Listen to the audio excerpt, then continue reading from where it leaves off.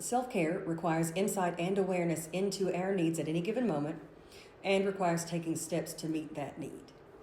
Self-care following the loss of a spouse is really no different from self-care during the grief process in general, as we usually experience grief during those moments in which we would typically expect to see our passed on loved one. And since we usually live with our spouse, those moments of grief would be threaded within every corner and crevice within the home, at least initially.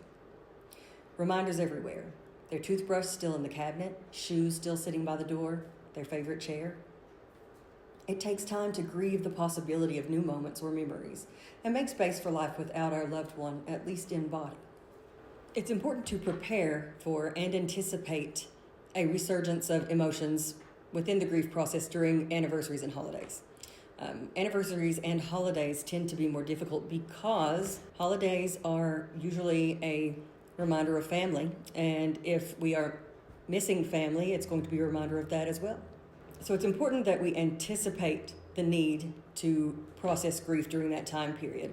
Anticipate, expect, and plan for how we're going to manage the grief process. I would usually plan for a week before and a week after to be prepared for some resurgence of emotions, as we discussed, because when I know that something's coming, it's easier to manage. Almost impossible to manage something I'm denying will happen or occur or exists. So it's much less disruptive to actually acknowledge and accept the potential for the grief process, and then maybe be pleasantly surprised that you didn't experience it, than it is to ignore it, hope for the best, and then find that your coping mechanisms have been overwhelmed and you are forced into the grief process.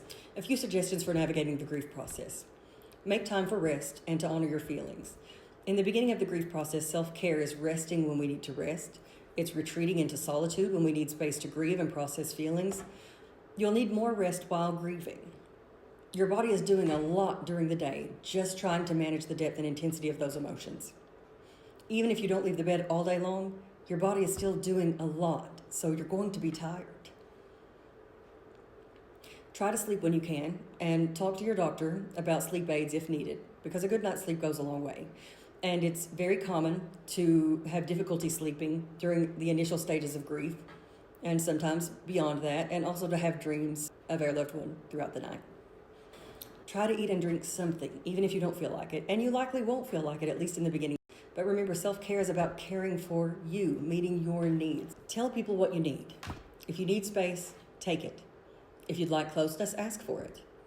And be selective with who you share your grief.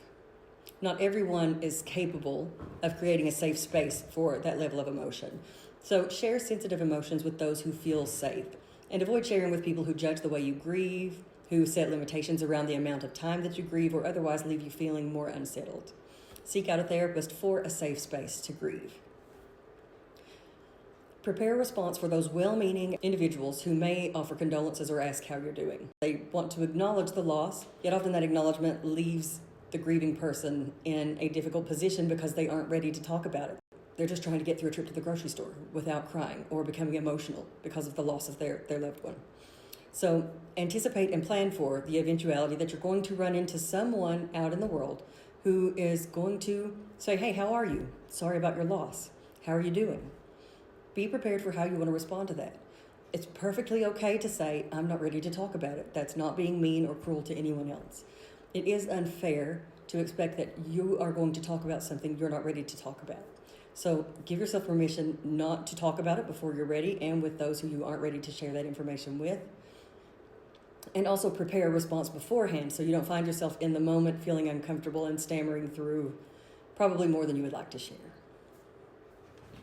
Ask people around you for help when possible.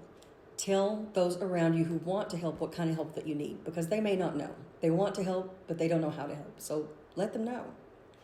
Practice self-soothing, such as warm baths, listening to relaxing sounds such as the ocean, rain, wind chimes, etc.